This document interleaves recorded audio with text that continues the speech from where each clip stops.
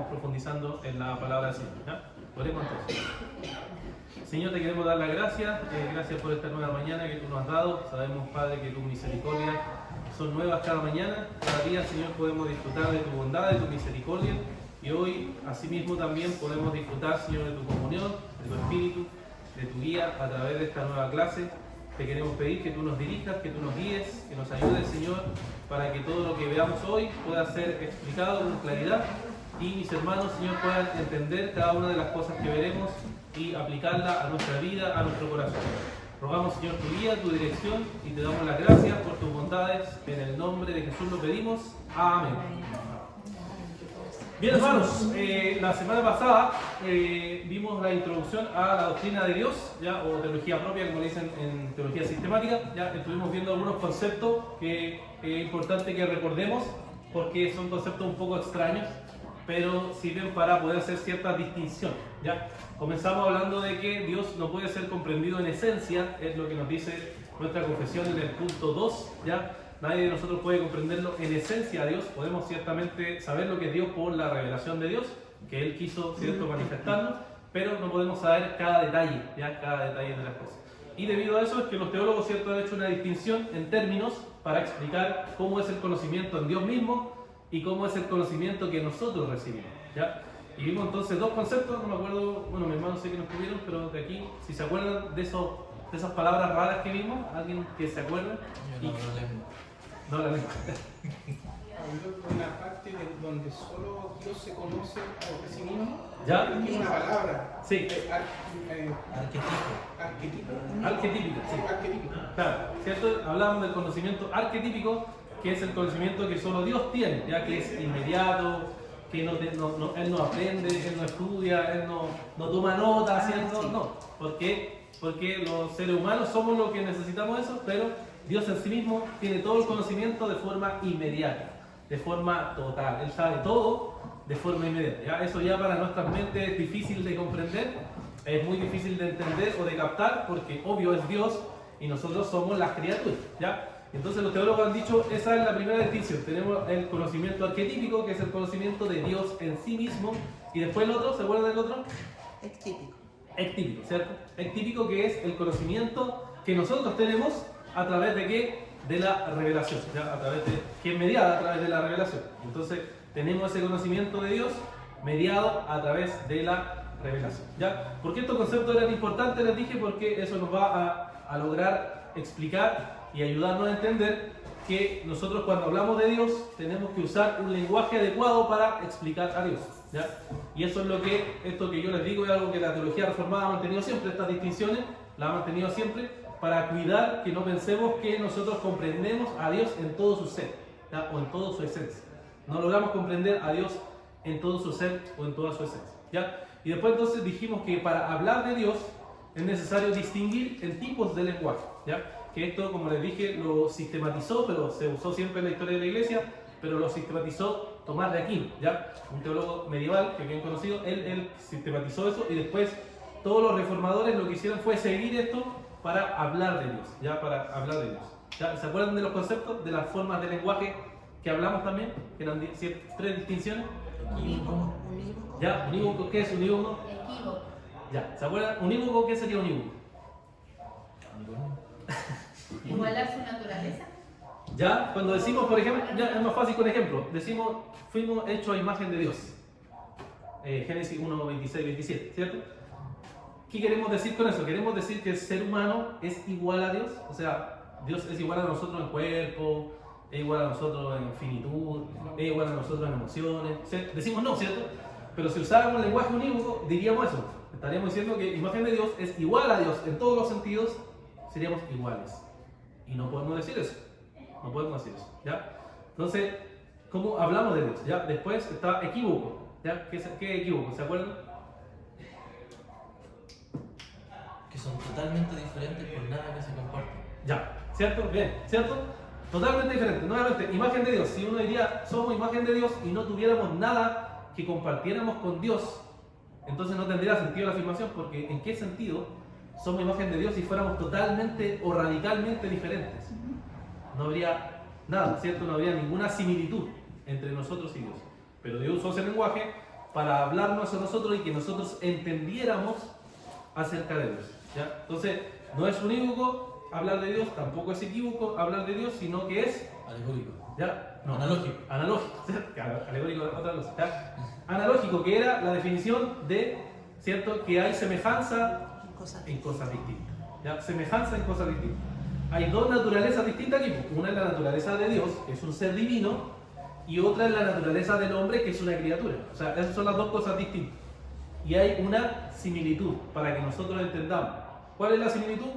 Imagen de Dios. Cuando decimos somos imagen de Dios, entendemos, tenemos ciertas similitudes con Dios, pero no igual, ciertas similitudes. Por ejemplo, cuando decimos yo conozco el amor de Dios o yo experimento el amor de Dios, la pregunta es, ¿usted ha experimentado el amor de Dios?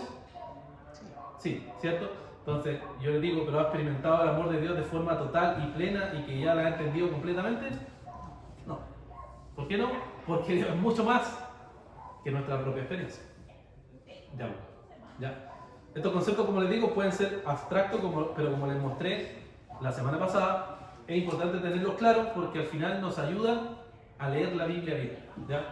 ¿Por qué? Porque aquí entramos en lo que vimos en la aplicación. Ya, ok, entendemos estas cosas que parecen abstractas, pero cuando llega la hora de leer la Biblia y la Biblia nos dice el brazo de Dios sacó a Israel. Si uno tendría un lenguaje unívoco, o diría, yo entiendo todo de Dios, diría que entonces literalmente Dios tiene un brazo y que ese brazo actúa. O cuando hablamos, ¿cierto?, que Dios vio, o la espalda de Dios, o la mano de Dios, o la boca de Dios, le leí incluso muchos fragmentos acerca de cómo la Biblia habla del ojo, la mano, el pie, la espalda, ¿cierto? Y entonces, ¿por qué decimos que ese lenguaje, cuando habla la Biblia, no es un lenguaje unívoco, sino que es un lenguaje analógico? O sea, en forma más sencilla, que es lo que lo usó Calvino, que Dios se acomodó a nosotros para explicarnos su naturaleza. La acomodación que se le llama. Se acomodó en nuestro lenguaje para que nosotros podamos entender quién es Dios. Pero no es que Dios sea un ser con mano, un ser con cuerpo, no, porque la misma Biblia niega eso, Juan 4:24, ¿cierto? Dios es espíritu, ¿ya? Y si Dios es espíritu, entonces Dios no es un cuerpo humano. Entonces, ¿por qué usa mano, pie y todo eso? Para que nosotros entendamos acerca de Dios, ¿ya?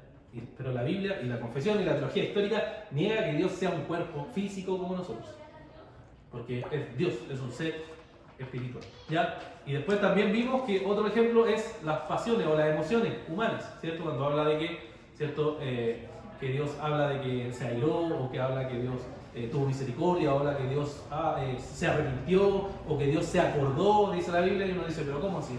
Si Dios es inmutable, ¿cómo va a acordarse? ¿Cómo va a olvidarse? ¿Cómo se va a arrepentir? ¿Cierto? ¿Y qué entendemos de eso? Y nuevamente un lenguaje de acomodación para que nosotros entendamos, ¿ya? E incluso les dije que las palabras técnicas para eso son antropomorfismos, ¿cierto? Que es lo que usa antropomorfismo, que es cierta forma de humano, o sea, que se usa un lenguaje humano para que nosotros logremos captar y entender acerca de Dios. Lo mismo con las emociones humanas que Dios usa, es antropopatismos, que es la idea de lenguaje humano para explicar las emociones, pero no es que Dios sea en sí eso, porque Dios es amor siempre y nunca cambia, su amor es siempre y no varía, y así es Dios, ese es el Dios de la Escritura, ¿ya? Bueno, eso es para recordar un poco, fue una introducción para poder introducirnos, como dice la misma palabra, ¿cierto? Introducirnos en esto de Dios o la doctrina de Dios. ¿Ya? ¿Alguien tiene alguna pregunta, alguna consulta? Por ejemplo, pastor, antes las palabras tenían otro significado. Por ejemplo, cuando dice la Biblia, Dios se arrepintió de haber creado al hombre porque se entristeció. Entonces, ocupaban otro significado antes, ¿no? Esas palabras. Es que si tú dices Dios se entristeció, tienes el mismo problema de decir que Dios se arrepintió, porque el entristeció alude a un cambio de emoción. ¿Y esa palabra cómo se toma entonces? Se toma como un lenguaje humano para explicarnos el desagrado de Dios sobre el pecado. Como desagrado. Sí, claro, Ya. como el desagrado de Dios. Por eso le digo que Dios, y eso lo explicaba la semana pasada, por ejemplo, cuando nosotros hay días que nos levantamos alegres, ¿no? Estamos alegres, somos felices, pero hay otros días que nos levantamos molestos o enojados. ¿Cómo le llamamos eso nosotros? Cambio de humor, ¿cierto? Cambio, porque hay un cambio, a veces estás bien y después estás mal. O a veces estás mal y después estás bien. Ese es un cambio que nosotros tenemos. ¿Y por qué tenemos cambio los seres humanos? Porque somos criaturas. Las criaturas tienen cambio, tienen variedad de humor, pero Dios no tiene variedad. Dios es siempre. Es así, es como si fuera siempre igual. Lo que cambia es la criatura. Entonces, para explicarnos a Dios, es que el lenguaje se acomoda a nosotros. Eso es lo que es. Sí, una consulta y como, quizá podría como servir. El concepto de condescendencia, según el diccionario, es como adaptabilidad o amabilidad.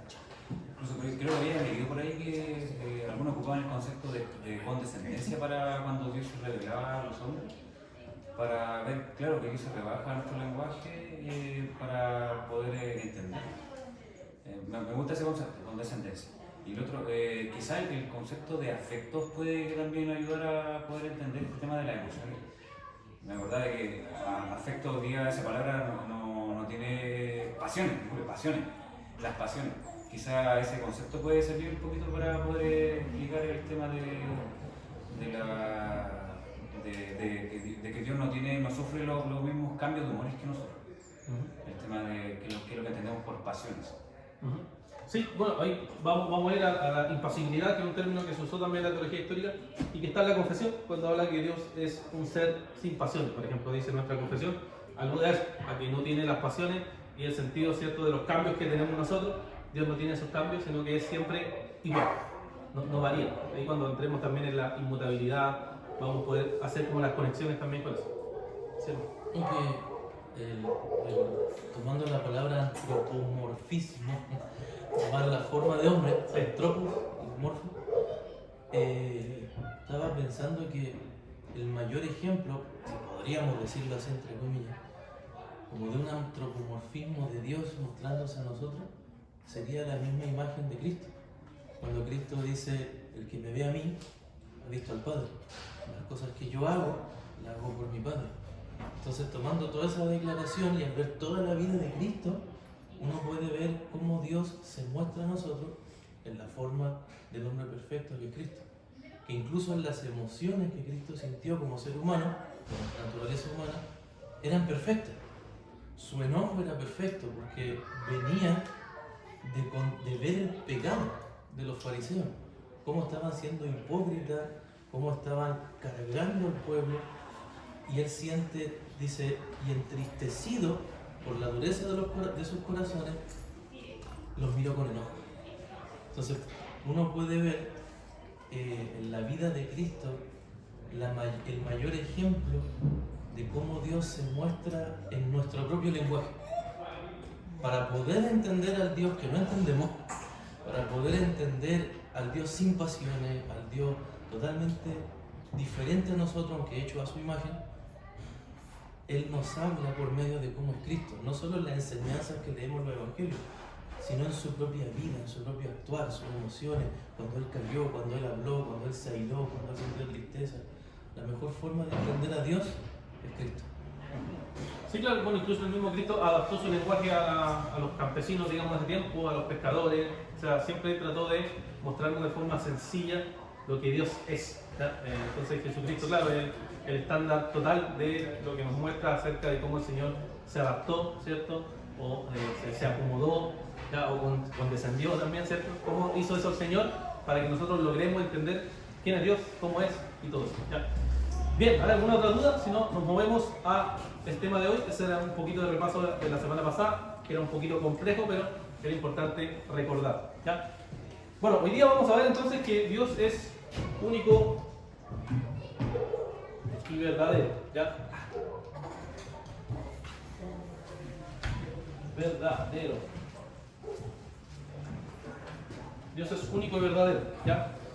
Entonces la afirmación, por ejemplo, que hace nuestra confesión, que es la afirmación que históricamente el cristianismo ha hecho, es que el Señor nuestro Dios es único y verdadero, constituye uno de los pilares fundamentales de lo que es la fe cristiana, ¿ya? Que es la fe cristiana, que Dios es uno, es pleno, absoluto, verdadero, etc. ¿Ya? Ese es el Dios de la Escritura. Y aquí entonces introducimos un concepto que es el concepto del monoteísmo, ¿ya? Monoteísmo, ¿ya? Que significa en nuestro diccionario creencia en un solo Dios, ¿ya? La definición más simple de la RAE, ¿cierto? Es creencia en un solo Dios, monoteísmo, ¿ya? A eso alude.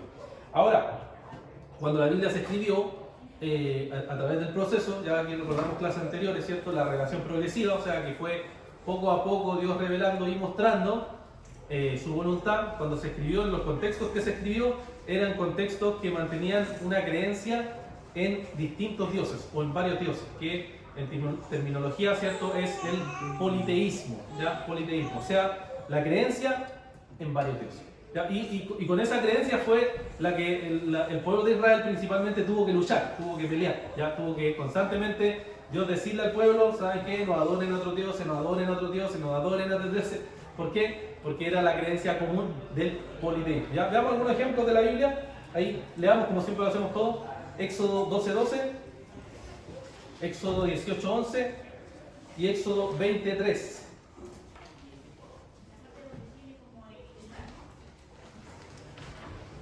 Éxodo 12:12, Éxodo 18:11 y Éxodo 20:3. Quien lo tenga, léalo. Éxodo 20, ¿cuánto?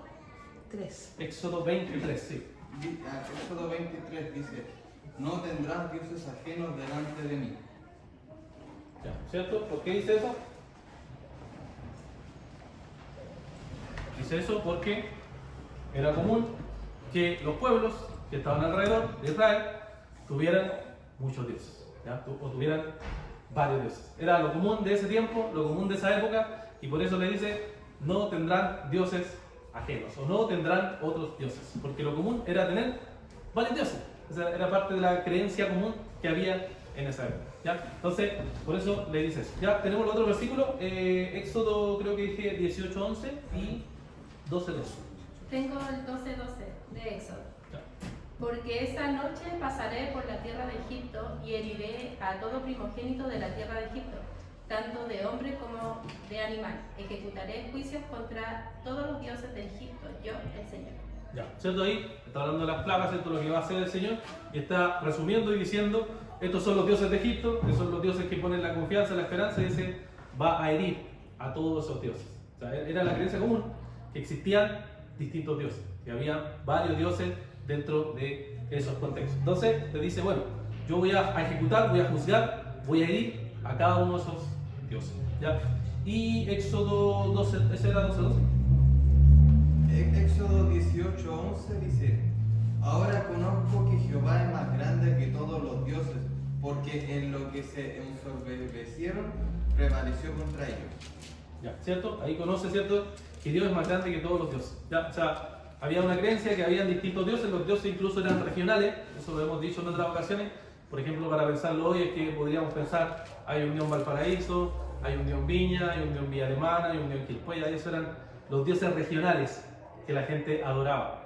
Pero ¿qué decía Dios? Yo soy el Dios de dioses, o yo soy el Señor de señores. O sea, se ponía por sobre todos esos supuestos dioses para mostrar que Él era el único y el verdadero Dios, ¿ya? Entonces, cuando hablamos de monoteísmo, hablamos de la creencia en un solo Dios, y el politeísmo era la creencia en varios dioses. Entonces, en este sentido, el pueblo de Dios, o sea, el pueblo de Israel, fue un cambio revolucionario o muy distinto de entender o de ver, porque en el contexto de la cultura de aquella época era muy común creer que existían distintos dioses, ¿ya? Entonces esto fue algo revolucionario, para nosotros es obvio hoy en día, pero hasta incluso el Nuevo Testamento, cuando nace el cristianismo, una de las cosas que hacían los cristianos es decir, nosotros creemos en un solo Dios, en cambio ustedes creen en muchos dioses, y esa es la creencia común que había, ¿ya? Ahora también había matices aquí, porque siempre solo conocemos el politeísmo, ¿ya? Pero habían otros matices, por ejemplo, algunas otras palabras, que había una creencia de que habían distintos dioses, y habían dioses que estaban supremos sobre otros dioses. O sea, había como jerarquía también de dioses. Esa era parte de la creencia del mundo antiguo, había jerarquía de dioses. Y también hay conceptos ahí que aluden a eso. Por ejemplo, eso lo pueden buscar en el diccionario. Enoteísmo, esta creencia. Enoteísmo es una creencia, ¿cierto?, que habían distintos dioses, pero había un dios supremo a otro. ¿Ya? Había un dios supremo a otro.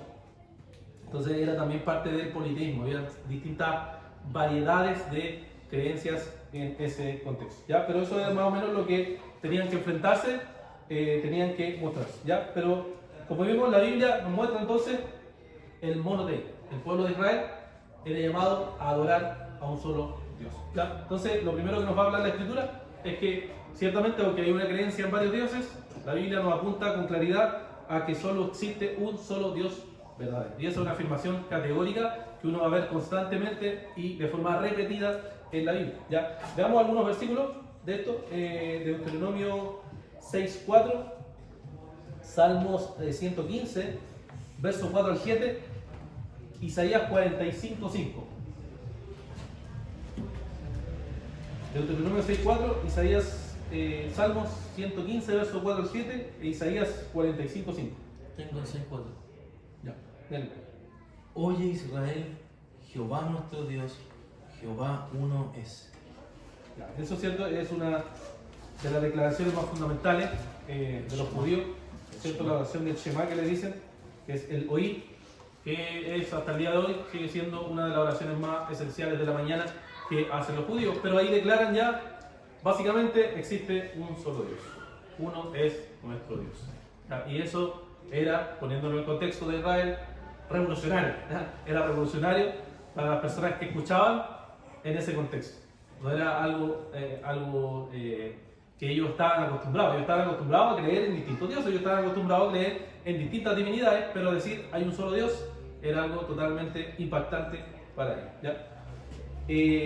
Salmo 115, ¿Qué versículo era? el verso 4 al 7. 4 al 7 ya dice. Los ídolos de ellos son plata y oro, obra de manos de hombres. Tienen boca, mas no hablan. Tienen ojos, mas no ven. Orejas tienen, mas no oyen. Tienen narices, mas no huelen. Manos tienen, mas no palman. Tienen pies, mas no andan. No hablan con su garganta.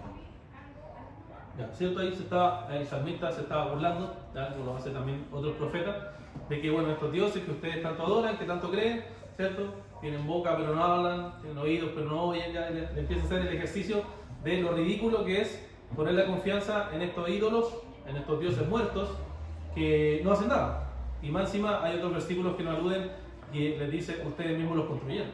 O sea, ustedes mismos le piden a estos dioses que están muertos y ustedes mismos los construyeron. Entonces, es como absurdo, ¿ya?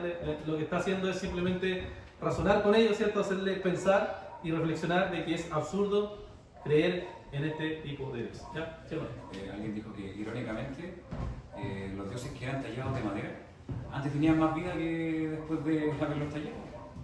Antes era un árbol, tenía cierta movilidad, pero después de tallarlo ya moría.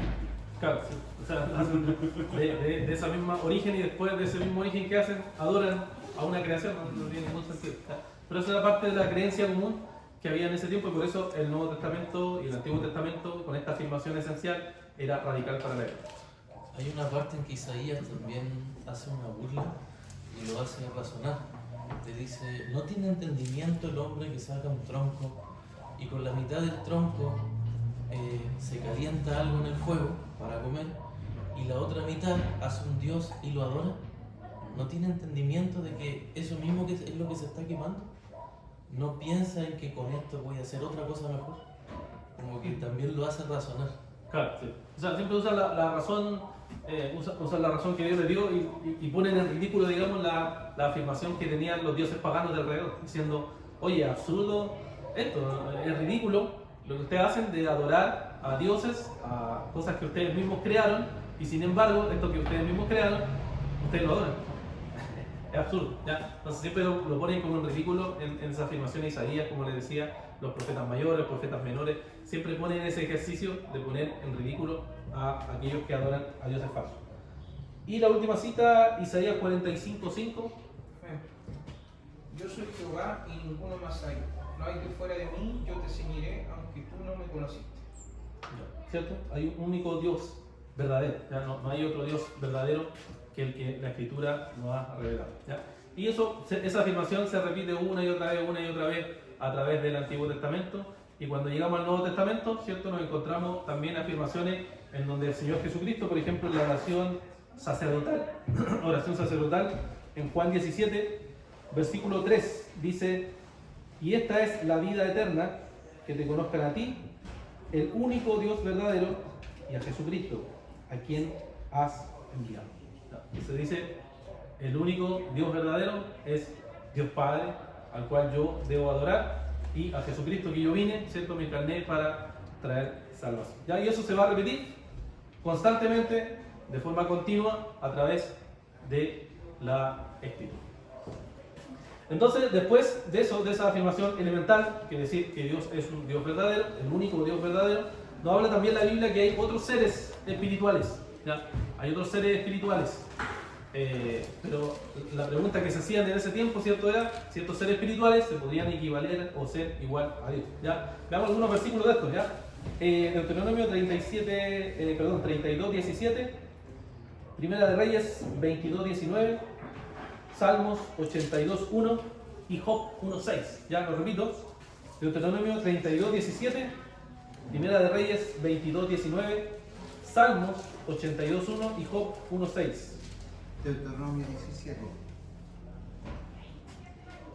Ofrecieron sacrificios a demonios y no a Dios, a dioses que no habían conocido, dioses nuevos que vinieron recientemente, a los que los padres de ustedes no temieron. Ya, ¿cierto? Ahí habla de adoración, ¿cierto? A demonios y habla también de otros dioses. Nuevamente aquí tienen que ponerse en el contexto de ellos, politeístas, que ellos pensaban, el politeísmo pensaba, ¿cierto? Que habían otros seres, ¿ya? Otras figuras. Y ciertamente en el mundo espiritual, como nos dice Efesios, tenemos lucha no contra carne y sangre. Hay un mundo espiritual, hay otros seres espirituales, pero estos seres espirituales están bajo Dios, ¿ya? No son seres espirituales igual a Dios, ¿ya? Aunque el día de hoy en la teología existe un debate sobre esto, ya sobre cómo entender estas cosas, ¿ya? Pero en general en la teología se ha mantenido que Dios, ¿cierto? Es el superior, el que tiene el poder y la autoridad absoluta, y bajo de eso existen otras criaturas, pero esas criaturas están sujetas a Dios. O sea, nadie puede ir contra Dios, porque es el único Dios verdadero. Primera de Reyes 22, 19, Salmo 82, 1 y Job 1, 6. Quien tenga puede leerlo. 22, 19 de Primera de Reyes. Sí. Respondió Micaías: por tanto escuché la palabra del Señor. Yo vi al Señor sentado en su trono, y todo el ejército de los cielos estaba junto a él, a su derecha y a su izquierda.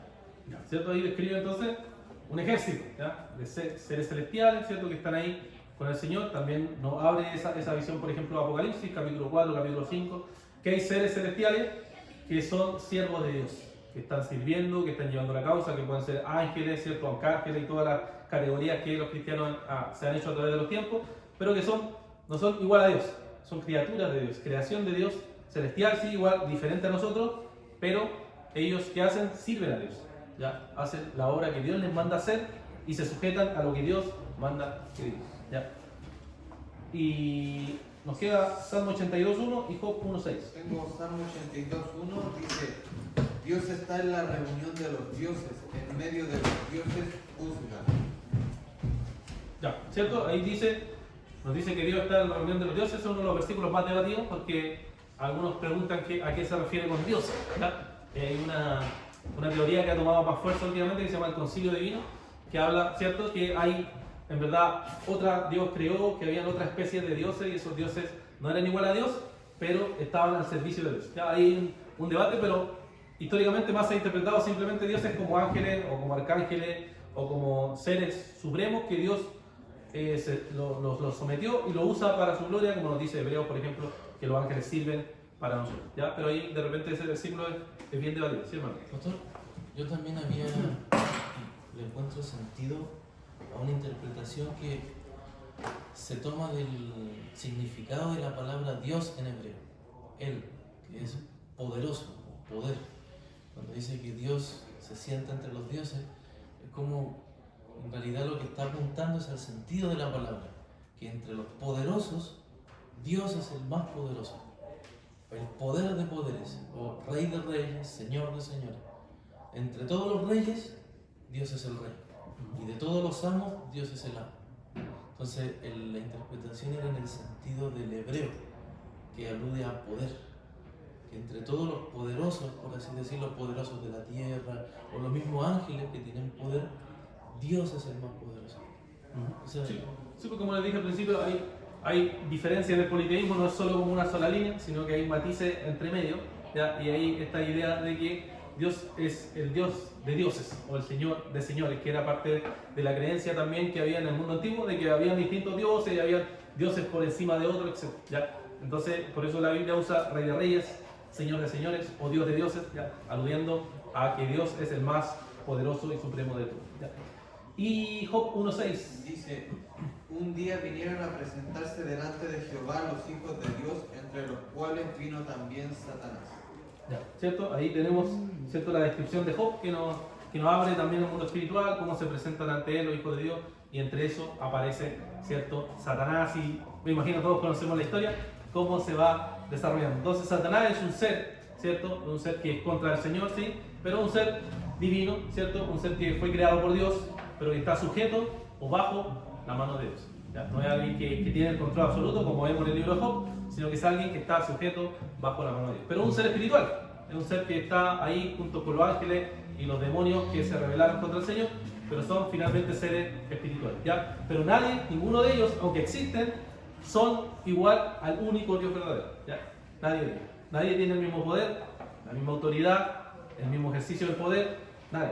Solamente Dios es el único. Y por eso creemos en lo que decíamos al principio, monoteísmo, ¿ya? La creencia en un solo Dios, en el sentido de que Él es el único Dios verdadero y único.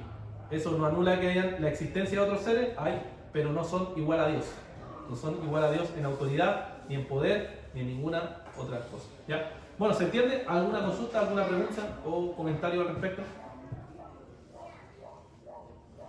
Bien, avanzamos entonces. Una de las cosas que esta doctrina del monoteísmo, que puede ser bastante sencilla y obvia, fue uno de los problemas que se dio, digamos, en los primeros siglos después que había pasado el Antiguo Testamento, llegamos al Nuevo Testamento, y uno de los problemas que tuvo que enfrentar es el tema de la Trinidad. ¿Ya? El tema de la Trinidad. ¿Por qué? Porque si los judíos veían y pensaban, a ver, pensemos esto, decimos que Dios es uno, ¿cierto? Sí, decían los cristianos. Ok. Pero sin embargo, decimos que ese Dios, que es uno, en él hay tres personas. Entonces la lógica para un judío era, pero eso no es monoteísmo, eso es triteísmo, que es tres dioses. Y entonces el cristianismo se vio envuelto en esa dificultad de explicar que sí creemos en el monoteísmo, pero a la vez también creemos en la Trinidad. Así como hacemos el paso del monoteísmo a la Trinidad. Si vemos que tenemos, al parecer, así, o cuando uno lo escucha de forma externa, parece una contradicción, ¿no? Decir que creen en un solo Dios, pero a la vez, en ese Dios hay tres personas. ¿Ya? Entonces era un tanto extraño para los judíos pensar. Entonces, cómo fueron pensando el asunto, cómo tuvieron que responder ante ese asunto, fue lo que empezaron a hacer después más adelante en el desarrollo de la teología cristiana. ¿Ya? Y aquí vuelvo un poco a clases anteriores, para los que estuvieron cuando vimos los concilios ecuménicos. Uno de los concilios, ¿cierto?, fue el concilio de Nicea, año 325. En ese concilio, este debate existía en el fondo. ¿Ya? Estaba un poco detrás este debate cuando Arrio sostenía que Cristo era una criatura, no era igual a Dios, era una criatura.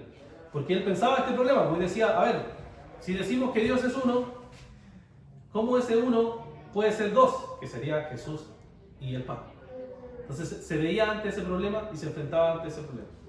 Entonces, ¿cómo lo resolvemos? ¿Ya? ¿Qué pensarían ustedes? ¿Cómo podrían resolver ese problema? Si se enfrentan a un judío o si se ponen en el contexto del zapato de los hermanos de esa época, ¿cómo responderían ante ese problema? ¿Alguien tiene alguna idea? Pierden su fe, ¿no? Dicen, bueno, ni nada que hacer, estamos perdidos. ¿O tienen alguna idea? ¿Cómo podrían responder ante eso? Partiendo por la naturaleza del hijo, ¿Ya? de su procedencia. ¿Ya? ¿Ok? Por ahí. ¿Pero cómo lo desarrollaría? Explíquenme. Pucha, para eso igual tendría que ocupar la Biblia. Sí, ¿no? Claro. Sí, hablando de que en el principio está el hijo con Dios, Juan 1:1. Ahora, es curioso porque, claro, yo hoy día tengo la Biblia, pero en el siglo I tendría que ocupar el Antiguo Testamento para poder como hablar con un judío. Tendría que ocupar los pasajes de Salmo, cuando le dijo Y el Señor le dijo a mi Señor, siéntate conmigo. ¿Ya? ¿Ese texto? Salmo 110, ¿sí? Sí, Salmo 110 podría ser un buen Un buen pasaje. ejemplo, ¿ya? Perfecto. ¿Alguien más? ¿Qué se le ocurre aparte de eso? Proverbio 8. Proverbio 8, ya, ese fue el más debatido, ¿ya? Proverbio 8. Proverbio 8, cuando habla de la sabiduría, hablando que el Señor la poseía desde el principio, pero la sabiduría está hablando en sí misma, ella es la que está hablando. Uno después de ahí se va a Génesis 1, cuando el Señor creó los cielos y la tierra y habla en plural, el salmo que decía el hermano, y también Salmo 2 cuando dice honrad al Hijo. También en Proverbios, si no me equivoco, el 30 o el 31, dice, ¿sabes tú el nombre, quién es su Hijo? O sea, hablando del Hijo de Dios. Partiendo por la naturaleza de Cristo, como decía el hermano, uno puede mostrar la divinidad del Hijo. ¿Ya? ¿Bien? ¿Alguien más? ¿Qué otro argumento usaría? Ahí tenemos Génesis 1, tenemos Proverbio 8, tenemos Salmo 110. ¿Ya? Ahí esa fue una de las formas en que los cristianos hicieron, es releer esos versículos a la luz de la revelación que ya tenían y mostrar que entonces cuando hablamos del Dios único, ciertamente es un Dios, pero en ese Dios, en la esencia de ese Dios, hay tres personas. ¿Por qué? Porque los pasajes nos aluden a eso. ¿Ya? El ejemplo que da el hermano Hagamos, ¿cierto? Es un ejemplo. Génesis 11, por ejemplo, cuando está la Torre de Babel y dice, descendamos, también habla en plural. Cuando en Génesis capítulo 18 vienen a ver a Abraham, ¿cierto? Dice que vienen los ángeles, ¿cierto? Y le hablan. Algunos ven ahí, por ejemplo, una teofanía, que es una aparición de Cristo en el Antiguo Testamento. En Josué, cuando aparece el guerrero del Señor y le dice, oye, lo veo que vamos a poder vencer, y le dice, ábreme los ojos para ver, ¿cierto? Y ve, y dice que se postra ante el ángel. Y eso para un judío era idolatría. ¿Cómo te vas a postrar frente al ángel del Señor? O sea, lo único que se puede explicar ahí es que ese ángel era un ser divino, era Dios. Entonces, esos pasajes, lo que hicieron la teología cristiana fue leerlos de nuevo, con los anteojos, digamos, de la revelación del Nuevo Testamento, y fue entonces yendo explicando poco a poco al pueblo judío que entendiera que se aludía a un ser que era Cristo. Sí, mientras conversaba me acordaba también de Melquisedec, que el autor de Hebreos también lo conecta con el sacerdocio de Cristo, aunque claro, va más que nada por el lado del sacerdocio, pero sí también habla de la naturaleza de Jesús, Claro. que era un sacerdote que no tenía comienzo. Claro, no tenía origen ni genealogía y aparecido Sí. de la nada, claro. Eso lo conecta el autor de Hebreos con la descendencia de Jesús. Ya, esos son, por ejemplo, casos o versículos que se usaron para el debate y entonces trataron de resolver este problema del monoteísmo, pero explicándole en este monoteísmo nosotros creemos en un Dios que tiene tres personas. ¿Ya? Pero después, claro, como decía el hermano, al principio fue este uso del Antiguo Testamento, pero después empezaron a aparecer las cartas, ya empezaron a circular las cartas, ya en el 325 ya varias comunidades cristianas leían las cartas del Nuevo Testamento y se usaban los argumentos entonces del Nuevo Testamento. ¿Ya? Entonces, ¿cuáles son los argumentos del Nuevo Testamento? Me imagino que varios los conocemos, pero usemos el más conocido que el hermano ahí aludió, que es el de Juan 1.1, ¿cierto? Juan 1.1, en donde el apóstol abre esta carta diciéndonos lo siguiente, y aquí está haciendo un eco a la creación, ¿ya? Está haciendo un eco a Génesis 1, ¿ya? Y por eso abre así y dice, en el principio ya existía el verbo, y el verbo estaba con Dios, y el verbo era Dios. ¿Ya? Hay otras versiones que dicen la palabra, ¿cierto? ¿Ya? Dice, él estaba en el principio con Dios, todas las cosas fueron hechas por medio de él, y sin él nada de lo que ha sido hecho fue hecho. O sea, está obviamente aludiendo a Génesis y está diciendo, Dios creó todas las cosas junto a este verbo o a esta palabra que es el Logos, que es Cristo. Y entonces esto resolvía el problema porque les decía y les mostraba, mira, lo que dice el Nuevo Testamento, mira lo que dice la revelación de Dios, es que existe un Dios y en este Dios está su Hijo. ¿Ya? Y entonces resolvía ese problema. Pero después el problema persistió, ahí nuevamente aludiendo a las clases anteriores del tema de los concilios, porque después ya logramos concluir que el Hijo en verdad es de naturaleza divina, a partir de todos los versículos de la Biblia, pero la pregunta que persistía era, ¿y el Espíritu Santo qué? O sea, ¿el Espíritu Santo es Dios o no es Dios? ¿O es una energía? ¿Ya?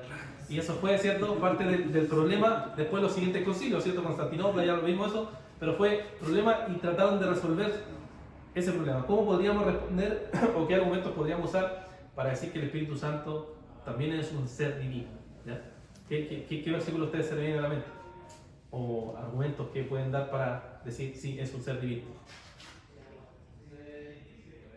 Estamos difíciles, ¿sabes? Sí. Cuando Jesús dice que va a enviar un consolador. ¿En Juan ¿Ya? 14? Sí. Sí. ¿Para qué? Pero si fuera para el Antiguo Testamento, igual, Ah, el Antiguo Testamento. pongámonos en el lugar que no estaban las cartas. No, yo estaba visitando. Aunque estaban los concilios cuando ya se discutieron, ya estaban las cartas, ¿no? Las cartas ya estaban, sí. Para De iniciar para adelante ya estaban, sí. Para la discusión de... Sí, estaban. Sí, incluso los primeros... Los apóstoles no tenían claro tampoco ese tema de la existencia del Espíritu Santo como tal.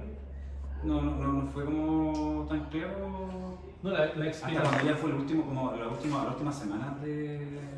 Claro, las explicaciones, o sea, o la sistematización de la doctrina no fue tan clara para los apóstoles. O sea, no fue tan sistematizado, sino que ellos escribían cartas, inspirados por el Señor, mandaban las cartas y eso era todo. Pero después la terminología, por ejemplo la Trinidad, es un término que aparece después, mucho más adelante, con Tertuliano y varios padres de la iglesia, que empiezan a desarrollar. Pero no fue así como algo sistemático, de esto creían, ¿me entiendes? No, pero sí creían que el Espíritu Santo era un ser divino, Jesús era un ser divino y el Padre era un ser divino. Pero no había una explicación, cómo explicar eso, cómo ponerlo en términos, ¿me entiendes? Eso se fue desarrollando en el tiempo y el Concilio de Nicea es casi clave para explicarme y decirnos, esto sí es lo que creo. Sí, creo que como Espíritu Santo en el Antiguo Testamento creo que no aparece, pero creo que sí aparece como el Espíritu de Jehová. Sí, aparece, claro. Eso sí se podría aludir como, claro, el Espíritu de Jehová se está aludiendo a Dios. O sea, yo creo que cualquier judío que dijera el Espíritu de Jehová, sí puede decir, solamente que quizás lo vean como un sinónimo, lo vean como, es como Claro. decir el Todopoderoso, ¿no? Como que saluda a Dios. Entonces Exacto. yo creo que también, creo que se podría ver eso en el Antiguo Testamento. Sí, muy bien. Cierto que eso es una de las cosas que se puede ver. Se puede encontrar esas alusiones al Espíritu de Jehová. Y esa alusión al Espíritu de Jehová, la pregunta para los judíos era a quién se refería. Lo mismo ejemplo de Jesús, cuando hablamos de Génesis y todo eso, ¿ustedes creen que los judíos no tienen respuesta para eso? Obvio que tienen. Tienen respuesta para eso, para decirle a los cristianos, ¿saben qué? No es así, como ustedes lo interpretan. Ellos tienen una respuesta. Entonces la pregunta es quién está entendiendo mejor el pasaje, y para nosotros obviamente está aludiendo a Jesús, pero para ellos obviamente está aludiendo a los ángeles, o cuando dice hagamos, descendamos, ellos dicen está hablando con los ángeles, o está hablando con los otros seres espirituales, pero no admiten que está hablando con el Hijo. ¿Entiendes? Es parte de los...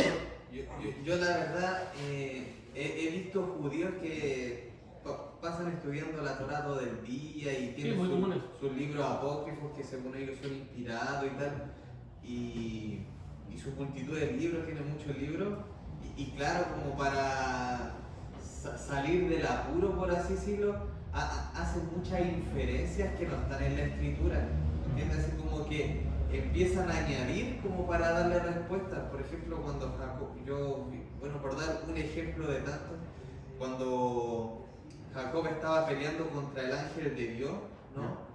Decían, no, es que estaba peleando contra el espíritu de Saúl antes de enfrentarse a Saúl, ¿no? Porque claro, Jacob tenía miedo de estar con Saúl y primero tenía que vencer su miedo, ¿no? Cosas así, y son judíos que, prácticamente nacen con la Torá en la mano, ¿me entiendes? Entonces, como que igual hacen mucha inferencia y añadidura, y eso. Sí, es que la Escritura igual nos dice, acuérdense que para poder entender toda la Biblia no es solamente un tema de conocimiento, sino que nos habla de que tiene que haber una iluminación del Espíritu Santo. Y ahí es donde, claro, ellos quedan hasta un lado. Incluso Pablo nos dice en 2 Corintios 4 que tienen el entendimiento velado, o sea, tienen como un velo y no pueden entender, entonces ese velo tiene que ser quitado por Dios para poder entender bien la Escritura. Claro, al final de cuentas ellos pueden dar respuesta a cada versículo de la Biblia, pero ahora, claro, como usted decía, ¿quién lo interpreta correctamente y quién está diciendo tremenda herejía? Claro, ese es el punto en el fondo siempre. Hablando de pasajes para fundamentar la existencia del Espíritu Santo, Sí.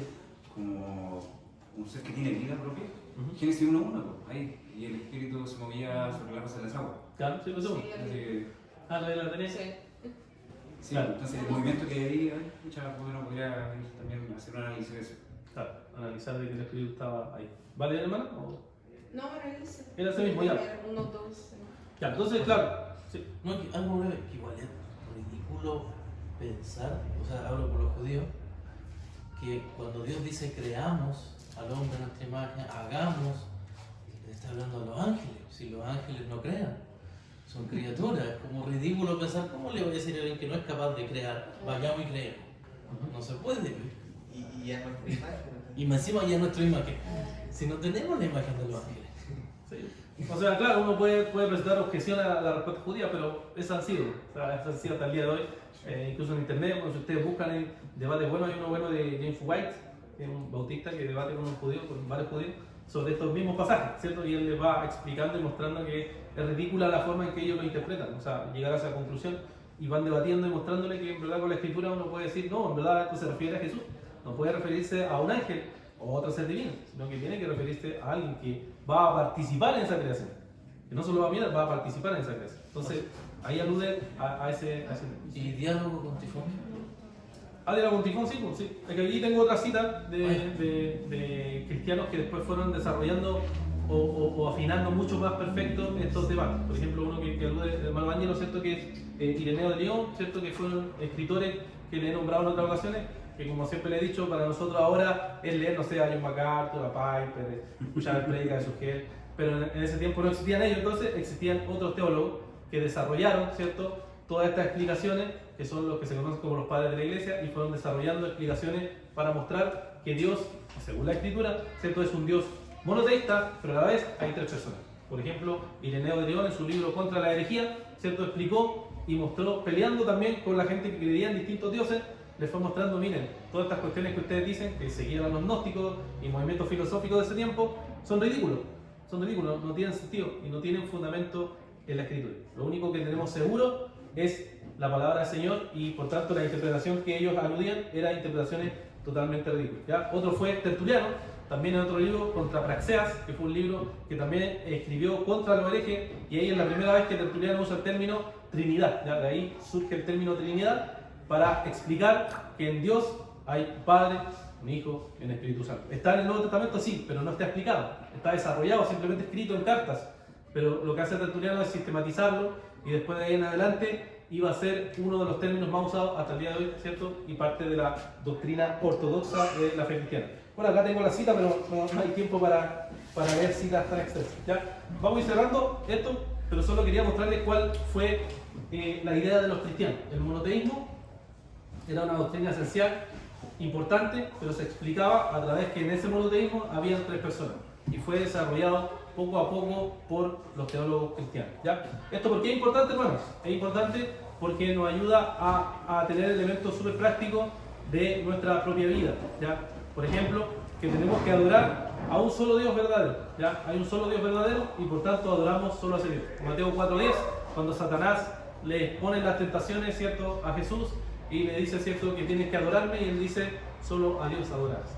O sea, nosotros, entendiendo que hay un solo Dios verdadero, ¿qué hacemos? Adoramos solo a ese Dios verdadero, ¿ya? Lo segundo es que los ídolos no son cosas del pasado. La idolatría sigue siendo cosa de hoy, y los ídolos aparecen constantemente en nuestra vida. En 1 Juan 5:21 nos dice, hijitos, guardaos de los ídolos. Hijitos, guardaos de los ídolos. Nuevo Testamento, ¿cierto? Ya nos está diciendo que los ídolos pueden ser cualquier otra cosa que no sea Dios. Entonces, cualquier otra cosa que no me haga poner a Dios por sobre todas las cosas es un ídolo, y eso es entonces idolatría. Ya, como dice Jeremías, me dejaron a mí fuente de agua viva y cavaron para sí cisternas rotas que no retienen el agua. O sea, poner la confianza en cualquier otra cosa que no sea el único Dios verdadero se transforma entonces en una idolatría. También, mis hermanos, podemos confiar plenamente de que Dios es un Dios como nos revela la palabra del Señor, y es un Dios el cual no miente, no falla, es un Dios en el cual podemos poner nuestra confianza plenamente. Ese Dios que nos revela la Biblia, como lo vimos, que lo entendemos parcialmente a través de lo que la revelación nos dice, es el Dios en el que podemos poner toda nuestra confianza. Y ese Dios es un Dios trino. Es un Dios que no necesitó de nosotros para crearnos. No necesitaba, no es que estuviera solo y aburrido y dijo, pucha, estoy aburrido, estoy solo, voy a crear aquí a estas personas. Sino que Dios ha estado siempre en comunión eterna con sus tres personas. Ha estado siempre en comunión, y simplemente que nosotros existamos es la muestra del amor de Dios para nuestra vida, es la muestra de su amor y su misericordia para con nosotros, y Él ha decidido revelarse a través de la palabra de Dios, y revelarse mostrándonos que es un solo Dios, y en ese solo Dios hay tres personas, ¿ya? Después vamos a tener una clase específicamente de la Trinidad, ya para explicar, por ejemplo, un hermano me preguntó el otro día, si hay en Dios 3 personas y hay un solo ser, ¿por qué entonces uno no puede concluir que son 3 dioses?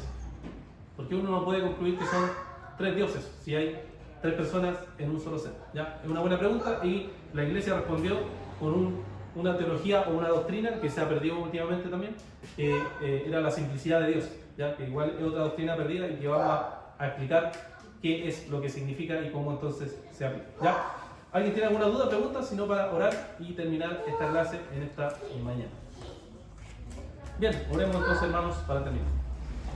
Padre, te queremos dar las gracias por este día, gracias por este Dios único, verdadero, este único Dios santo que la Escritura nos ha revelado. Te damos las gracias, Señor, porque tú quisiste amarnos, tú enviaste a tu Hijo a morir en la cruz. Tú, Señor, nos diste la salvación a través de tu obra perfecta en la cruz, Señor. Te alabamos, te exaltamos, Señor, porque para nosotros hay también, Señor, grandes grados de misterios, como vimos en la clase pasada. Hay lugares donde no podemos acceder más. Simplemente, Señor, nos confiamos en lo que tú nos has dejado en tu palabra, Señor, y descansamos en tu providencia, descansamos en tu bondad, descansamos en tu misericordia. Señor, pedimos que tú nos guíes, que nos ayudes cada día a seguir conociéndote, a seguir profundizando de tu verdad y a seguir, Señor, aplicando cada una de estas cosas a nuestras propias vidas. Te alabamos, Señor, y te agradecemos por esto, pidiendo, Señor, todo esto en el nombre de nuestro Señor Jesucristo. Amén. Dios les bendiga, hermanos.